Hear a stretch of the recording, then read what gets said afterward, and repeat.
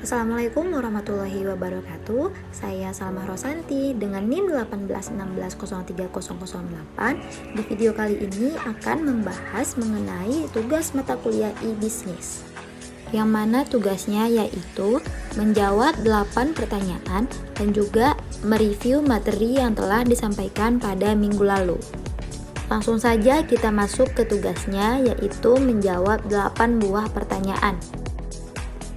Pertanyaan yang pertama yaitu, how can we enhance value to our customer and our business partner? Bagaimana sih kita bisa meningkatkan nilai ke pelanggan kita dengan mitra bisnis kita? Nah, jawabannya yaitu, we use e-business. With the business, we can see the needs of our customer and even we can discuss with our business partner. Kita bisa menggunakan e-business. Dengan itu, kita bisa melihat kebutuhan pelanggan kita dan bahkan kita bisa berdiskusi dengan mitra bisnis kita.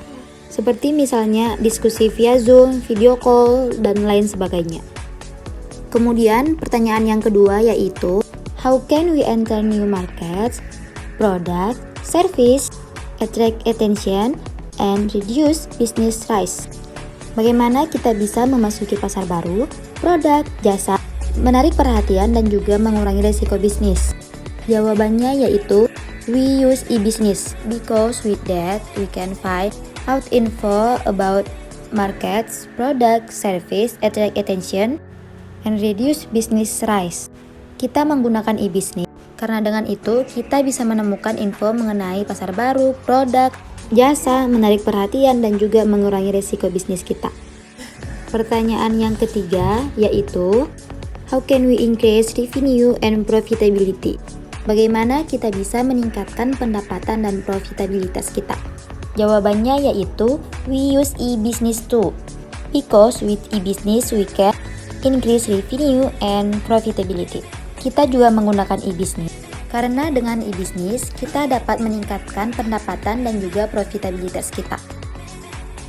Pertanyaan yang keempat yaitu, how can we sustain or enhance competitive advantage? Bagaimana kita bisa mempertahankan ataupun meningkatkan keunggulan kompetitif kita? Jawabannya yaitu, we use e-business because with e-business we can sustain or enhance competitive advantage. Kita gunakan e-business karena dengan e-business kita dapat mempertahankan ataupun bahkan meningkatkan keunggulan kompetitif kita. Pertanyaan yang kelima yaitu, how will it help us overcome current business challenge? Example customer complaints relate to poor responsiveness, customer service. Bagaimana ini akan membantu kita mengatasi tantangan bisnis saat ini? Misalnya keluhan pelanggan terkait respon buruk, yaitu layanan pelanggan. Jawabannya yaitu, we use e-business because with that we can help us for overcome current business challenge. Kita menggunakan e-business karena dengan itu kita bisa mengatasi tantangan bisnis saat ini. Selanjutnya pertanyaan yang keenam yaitu, how can we improve our intra-organizational performance? Bagaimana kita bisa memperbaiki kinerja intra-organisasi kita? Jawabannya yaitu, we use e-business. We will improve our intra-organizational performance. Dengan menggunakan e-business, kita akan memperbaiki kinerja intra-organisasi kita. Pertanyaan yang ketujuh yaitu, how can it help us translate corporate vision into reality? Bagaimana ini bisa membantu kita mewujudkan visi perusahaan menjadi kenyataan? Jawabannya yaitu, we use e-business because we will can translate corporate vision into reality. Gunakan e-business karena kita akan bisa mewujudkan visi perusahaan menjadi kenyataan. Pertanyaan yang ke-8 ataupun pertanyaan yang terakhir yaitu, how can we enhance our responsiveness or to changing market condition? Bagaimana kita bisa meningkatkan daya tanggap kita ataupun perubahan kondisi pasar? Jawabannya yaitu, we can use e-business because with that will enhance our responsiveness. Kita bisa menggunakan e-business karena dengan itu kita akan bisa meningkatkan daya tanggap kita. So, of all these questions, the answer is to use e-business. Because with e-business, we can answer all questions starting from enhanced value, enter new market, increase revenue, sustain competitive advantage, until enhance our responsiveness. Jadi dari semua pertanyaan ini jawabannya adalah menggunakan e-business. Karena dengan e-business kita dapat menjawab seluruh pertanyaan yang 8 ini. Mulai dari meningkatkan nilai, memasuki pasar baru, meningkatkan pendapatan, meningkatkan keunggulan, sampai dengan meningkatkan daya tanggap kita.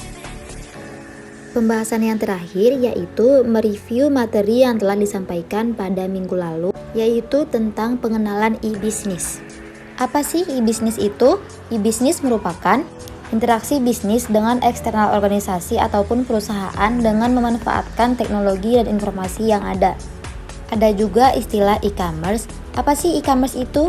E-commerce merupakan pelaksanaan transaksi bisnis dalam pembelian dan juga penjualan dengan sistem online. Seperti yang telah kita ketahui misalnya Shopee, Lazada, Tokopedia, dan lain sebagainya. Ada juga revolution communication ataupun revolusi komunikasi. Jadi pembahasannya yaitu tentang perevolusian ataupun perubahan komunikasi itu dari zaman ke zaman. Mulai dari dahulu misalnya seperti masih menulis di dedaunan untuk mengirim surat. Nah, jadi yang menjadi tintanya itu dari ranting pohon ini, jadi ditulis di daun seperti itu.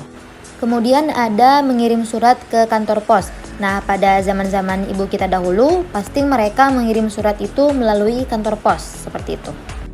Lalu setelah itu ada telepon.